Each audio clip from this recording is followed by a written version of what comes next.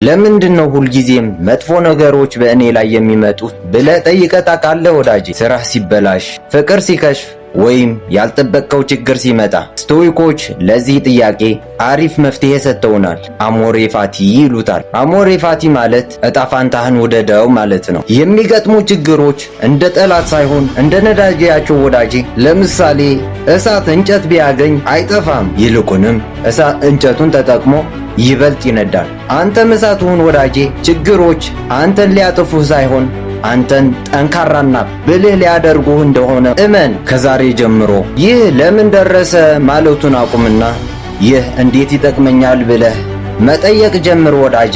የሆነው ነገር ሁሉ መሆን ስለነበረበት ሆኗል። አሁን ዋናው ነገር ለዛ ለጉዳዩ ነገር ምን አይነት ምላሽ ትሰጣለህ ነው። ችግሮችህ ለጥንካሬ ተጠቀምባቸው ወዳጄ። ሐሳቡን ከወደዳችሁት ላይክ እና ፎሎ አድርጉ።